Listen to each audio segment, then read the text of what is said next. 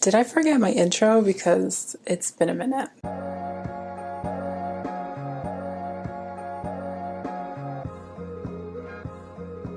Hey y'all, it's Fortune Frankly and welcome to Fortune Frankly Fridays, where we do DIY home decor. So let's quickly address the elephant in the room. I know it's been a while since I last saw you and I missed you so much. So long story short, things got busy. I moved from California to Florida. I had a lot of work to do at my full-time job and I was just living life. I took a little break from YouTube, but now I'm back. Y'all can't get rid of me that easily. Okay. I also came back with the purple. You know, we got to give some purple realists. I know you missed that. So every once in a while, I like to do some online window furniture shopping. And I have my favorites that a lot of people have here on YouTube. You know, there's CB2, there's Anthropologie, and there's also West Elm. Now, I've never bought anything from West Elm, but I do like a lot of their home decor stuff. So in this video, we're going to be DIYing 3 West Elm products that you can display in your home. Let's get started. So for project number 1 is a trinket tray. Just a heads up, I made 2 versions of this, so I'll show you how to make both of them. For this project, you'll need a tray or flat surface of some sort, clay, and some spray paint. You'll need a spray paint that acts like a primer and a stone finish spray paint. My DIY cost for this project was $17. I already had the terracotta spray paint, but everything else I had to buy. So I also got this tray from the Dollar Tree and I thought I could get a more similar shape to the one that West Elm sells. Now taking a handful of clay, we're just going to flatten it. I started doing it by hand, but I realized that was not going to cut it for me, so I found a rolling pin somewhere and used that instead. And you want it to be about the same size as your tray, just so it all is in one piece and it's easier for us to shape. Now I'm going to take more clay and roll them into snakes. I feel like that's what we all called it in grade school. And I'm going to put those around the edge of the tray. Now you want these snakes to be pretty chunky. You know, we're not having little garden snakes out here. And to attach them to the clay that is already there, I'm just going to press them down so that they meet in the middle. Sometimes you may have gaps where the clay didn't fill. I just take a small piece of clay and patch that up. You want to press them together, first in the kind of patting motion, and then you want to smooth it out. Now don't press too hard. We don't want your little fingerprints in there. And once I've smoothed that out as much as I can while it's dry, I'm going to use some water to make it even more smooth.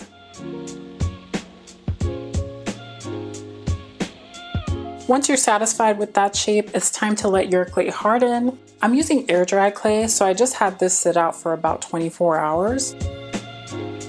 Now we're ready to spray paint. So I took this outside and gave it a coat of the terracotta spray paint. Now, I thought this terracotta spray paint was going to give me the look I was going for, since it is a textured spray paint, but it didn't have enough texture. So I used this as a base layer instead for both versions of the tray. Now I'm going to go in with the stone spray paint in Stone Sienna. A common mistake that people make is that they don't use any type of primer. If you don't, the stone effect will actually just like slide off of your project. It doesn't have anything to stick to. But if you remember, we did that already with the Turning Toys into DIY video that I'll leave linked up here. And tip number 2 that I have for you is that you want to do this in layers. I did 3 layers for each of the trays. And I waited about 30 minutes to an hour in between each coat so that it can dry enough that the next coat won't disturb the underlying layer. And here's how it turned out.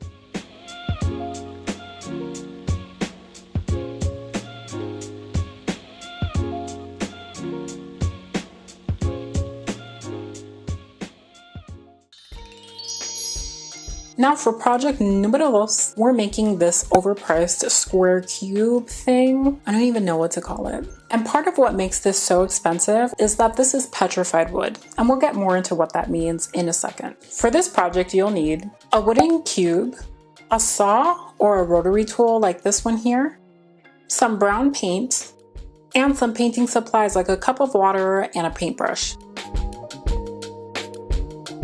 I had most of the things in the project, so my DIY cost for this was $1, which was that wooden cube. Starting with the cube, we're basically going to cut a 3D triangle out of the side of the cube. It's a little hard to explain what the shape exactly is. It's basically a pyramid, but if you watch what I'm doing, it should be pretty simple. Now, I had an idea of how this rotary tool was going to work, but it didn't do what I thought it was going to do. So I realized it would probably take me hours to cut through this piece of wood. And so I decided to just get the handsaw that I bought at the Dollar Tree and use that to cut off this piece instead. Watch your fingers, pray for my fingers here. Now I'm gonna go back to the rotary tool like you went back to your ex. I'm sorry, I didn't mean to read you right there. I take that back. And I'm gonna use a sandpaper attachment to just sand this down so that it's nice and smooth. You don't have to have a rotary tool at all to do this. You can just get a piece of sandpaper and rub the block against that. Okay, look at her. She's sitting pretty. I love it. Now that we've got the shape down, it's time to paint. I put a bunch of paint colors on here, but I only really needed a really dark brown black paint. And we're going to be using this dark color to paint the parts of the wood that have been petrified. Now you can just wiggle your brush here and there. There's no rhyme or reason to this. It's supposed to be a really organic shape, and just go where your heart tells you to go. Now you'll see this really dark brown color on petrified wood because petrified wood is basically a fossil. It takes many years for wood to become petrified, and when it does, the organic material in the wood has been replaced by minerals. So minerals give it this really dark color. This makes petrified wood really expensive because it takes so long to make it. The wood that West Elm sells has a kind of marble effect look to it, so I wanted to replicate that by just drawing some thinner lines. And it also has parts where the brown color is a little lighter, so I basically used a watercolor technique and put that on the wood too. So since the one from West Elm looks pretty shiny, I decided to give this 2 coats of the glossy Mod Podge.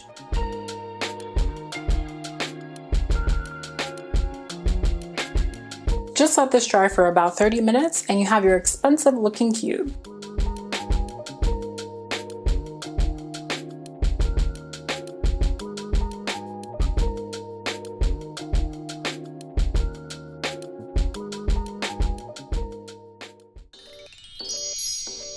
For the third and final project, we'll be making these lava stone bookends. For this project, you'll need a pool noodle, about 15 plastic bags, some wire cutters, tape, air dry clay, and some spray paint.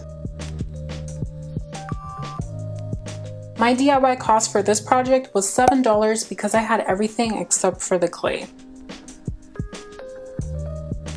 Starting with our pool noodle, we're going to take this from a long straight pool noodle into a 12-inch very curved pool noodle. So I'm going to take some wire and double it up so that it's the length times 2 of the pool noodle.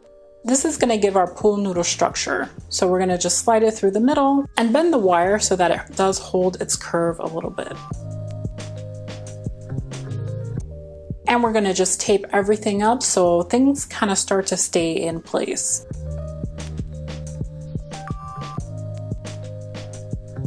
Next, we're going to use the bags to add some bulk to this and to give us the right kind of C shape we're looking for these bookends. Now I'm just going to wrap some plastic bags around here, concentrating more of the bags towards the bottom where it gets bulkier, but also adding some to the top. And you just want to tape those down into place before then wrapping the whole thing in tape.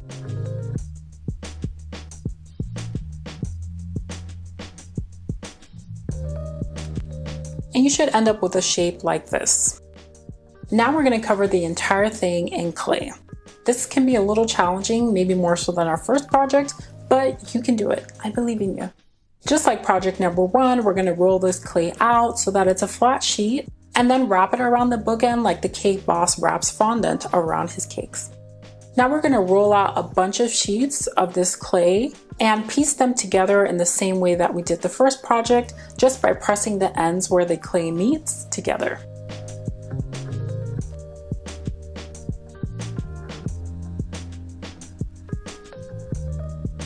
Now you're gonna end up with something that's looking like a Franken clay project. Sophia Nygaard, where you at? And we're just gonna basically rub them together, at first using dry fingers, and then we're gonna add some water.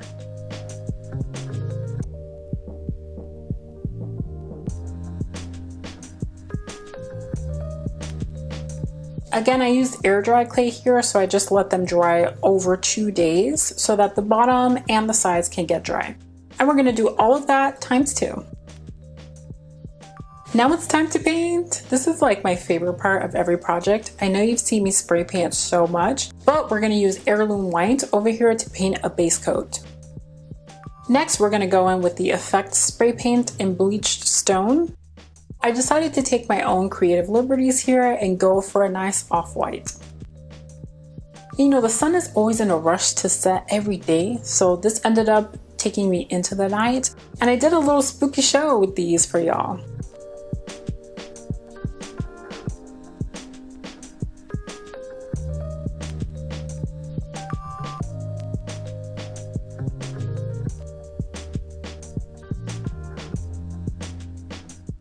Alright, welcome back. So let me tell you my favorite project. It had to be the bookends for me. I wasn't sure if that project was going to work out at all, but it did turn out to be a pretty unique piece. But tell me what your favorite project was in the comments below. I'd love to hear it. If you're feeling lucky, you can go ahead and like, comment, subscribe, do all the things. And if you're not feeling lucky, I'm so sorry, but I hope to see you again in the near future. I hope everyone is staying safe out there and wearing masks when you go out. Also a reminder that Black Lives Matter and that we still need justice for people like Breonna Taylor and George Floyd. My Black Lives Matter syllabus will be linked down in the description box below. And as always, thanks for watching.